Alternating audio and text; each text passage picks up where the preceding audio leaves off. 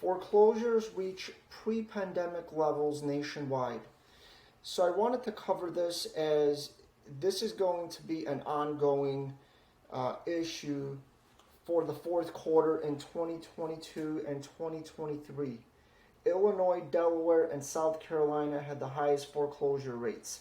I'm going to strictly focus on Illinois as Cook County was in first place with 798 compared to 740 foreclosure starts in Los Angeles County. But you folks are starting to see from LA to Chicago to New York, Suffolk County, where people are leaving, and this just gives them another opportunity. Here's what I would tell you as a mortgage broker. Don't be discouraged. It's a marathon, not a sprint at the end of the day. If you're locked in at a low interest rate, I wouldn't panic. The rents are going up. Unless you're moving to a different state, you really have nowhere to go. If you sell your house, you then will likely be renting for another 2 or 3 years. And is that going to be something where it's going to be cost effective for you?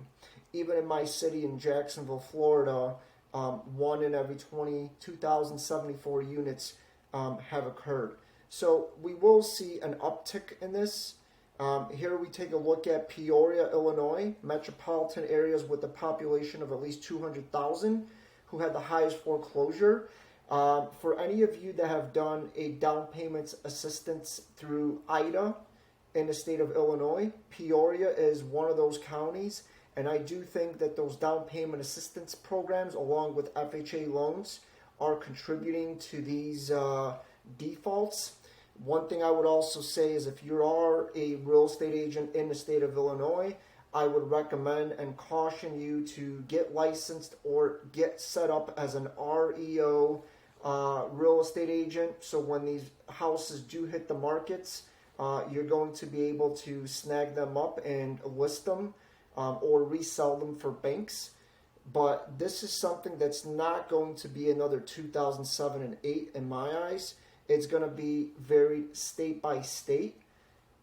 So we'll see what and how it's going to move forward. But I will tell you that for the majority of these, reading this article is we see a lot of people leaving the Los Angeles County and Cook County. And I also feel that the pricing in some of these counties, especially in Los Angeles, have far exceeded what an average citizen could afford.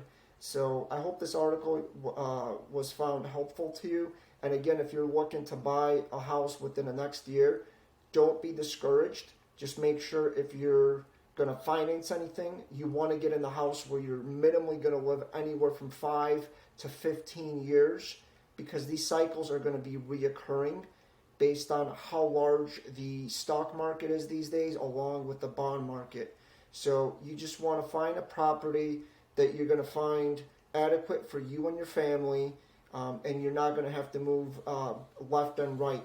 If you get in the right neighborhood, in the right house, and in my eyes, if you take out a right mortgage, that being a 15-year versus a 30-year, you're going to be in much better situation when you decide to sell down the road and the market does come back.